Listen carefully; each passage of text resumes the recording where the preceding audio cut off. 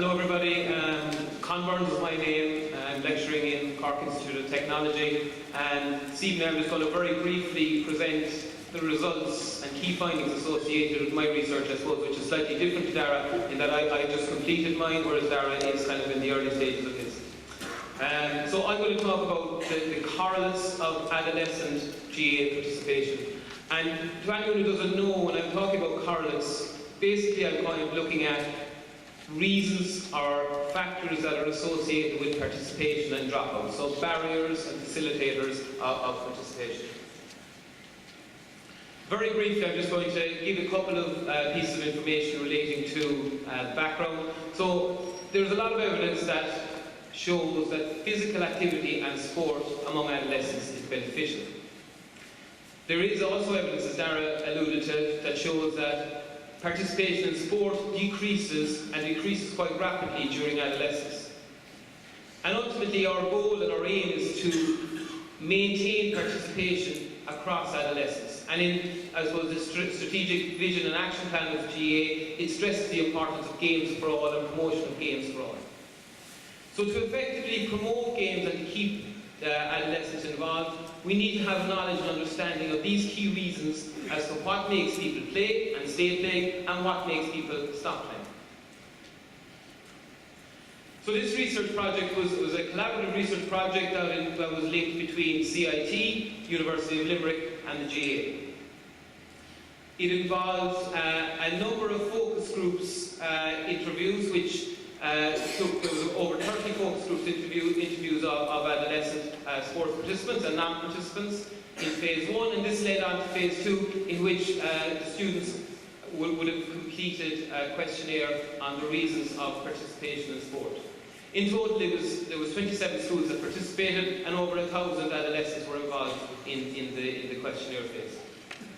In conjunction, there was a subsample of what I called the elite sports participants, and these were guys who were on Munster GAA development squads, under 15 teams, under 16 teams and so on. So they were kind of our elite group that we looked at. A final part of it then was that we also got people to wear an accelerometer, and for anyone who doesn't know, an accelerometer is just a little device about the size of a matchbox that the participants wore on their hip for a period of 7 days, and every 5 seconds there was a recording of how active the students were. So we were able to compare sports participants versus non-participants using the accelerometer.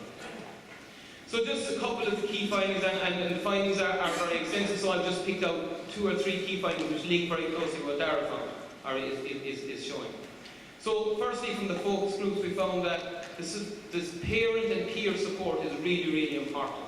So one female from year 1 made a comment that sport is meant to be fun, and you have most fun when you're hanging around with your friends. The second point which links closely with what Dara was saying is that perceived competence was identified as being really, really important. So a first year male said, I get enjoyment when I'm good at sport. It makes me feel good. And there were some negative or barriers identified amongst the groups. So these included things like lack of equality in game time. So some people get to play more games than others. Overemphasis on winning, and maybe issues relating to lack of discipline on the field. Comments came out such as, you should be allowed to play only up to your age and only up to the age so that other people can get a chance. And GAA is too serious. It's hard to enjoy it as you get older. Very briefly then, questionnaire findings, we found that sports participants were found to be more active than non-sports participants, which again links back to what was found in the literature. Sports participants have a higher perceived level of competence. They have higher social support from peers than non-sports participants. So linking to the focus groups, we're finding again they're more comfortable and confident in their activity, and they have support. Interestingly, our elite GAA players were found to have higher scores on this emotional physical exhaustion. So they were more likely to report being physically tired and exhausted than the non-elite players. These were the guys in the development squads who potentially would have lots of teams being involved. So what does this mean for us as coaches? Firstly, I would say, as Dara made a point, we should be creating this mastery learning environment where we're encouraging participation and winning isn't overemphasized. Adolescent GAA should be structured to promote games for all participants and game time for all participants. so that everybody gets sufficient game time. We should try and encourage and promote more less serious fun blitzes, which came out as being very positive. Okay?